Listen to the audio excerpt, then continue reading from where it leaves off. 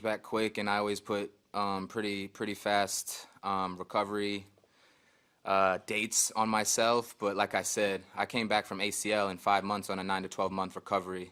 I don't have trouble recovering or coming back, but this is something that needs to feel 100% before I can go back and move full speed. So it's kind of out of my realm a little bit. It's not necessarily when I feel good I could be back. The MRI has to reveal that I have no tear. It's nothing serious, nothing that I'm truly concerned about, but it's more timing than anything. Thank you. Our next question comes from Steve Gelbs. Hey, Marcus. So sort of to that end, I mean, you characterized it as a very minor setback that you weren't worried about. Is there anything specific that you're able to do in a situation like this to try and speed up whatever process there is, or is it simply resting, waiting for it to heal, and then going from there? No, I think we're being proactive. Like I said, I started right when the first injury happened. We started I've been in the pool daily. I've been on a training regimen. I've been getting soft tissue. I've been all over it, to be honest with you, man. I've been in here since 9 a.m. this morning, just kind of trying to get everything in. So I think we're being extremely proactive. We're doing everything we can while also being mindful of the situation. But like I said, I'm going to continue to throw bullpens. I'm going to continue to throw, hopefully, higher intensity, lower intensity bullpens, keep my arm where it should be, keep my shoulder where it should be. And then, like I said, once my tear's no longer there and it feels good, then kind of hit the ground running. Thanks. Our next question comes from Justin Toscano.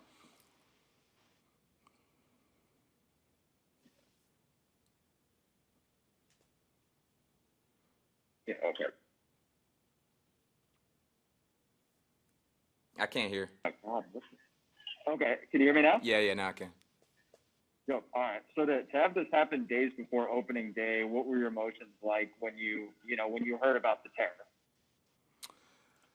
It was shocking, to be honest with you, like I said, because we went to get the MRI just to kind of rule out anything serious. So it was definitely shocking. And like I said, I had thrown a 55-pitch bullpen prior, and I was on schedule to make my normal start in season.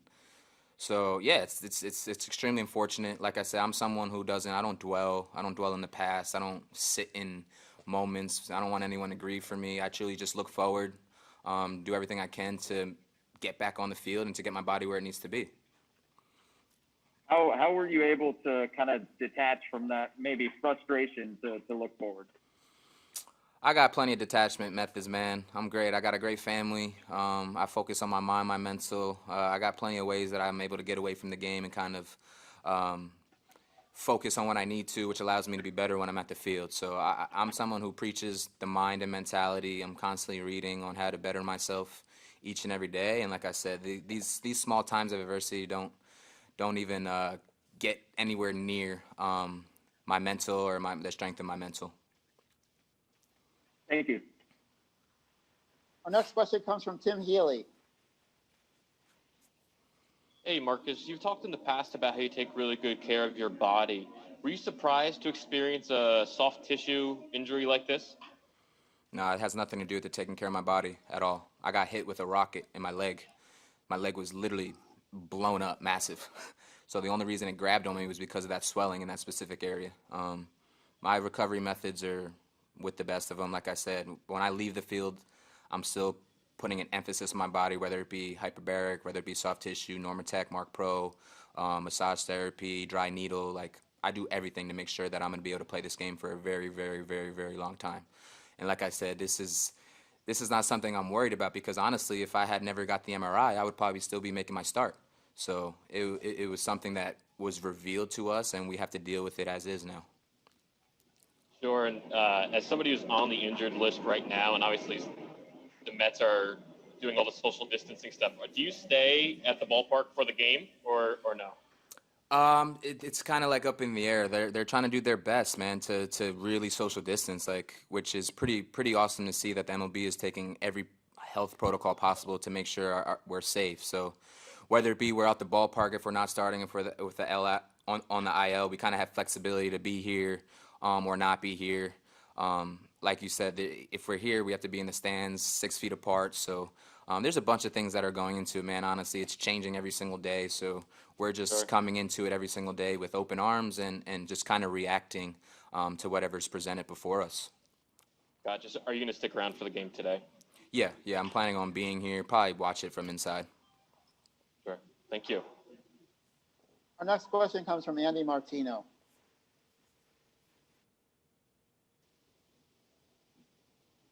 Hi, Marcus. How you doing? You said that you were going to continue to throw bullpens, right? I heard that correctly. Yes, sir. So does that mean that if you're throwing the whole time, does that help you to reduce the amount of time coming back when the calf heals? You're stretched out still. You don't have to necessarily. I mean, I know a rehab assignment's a different thing this year too, obviously, but you don't have to necessarily go to Brooklyn for a long time or build up. You're going to stay built up.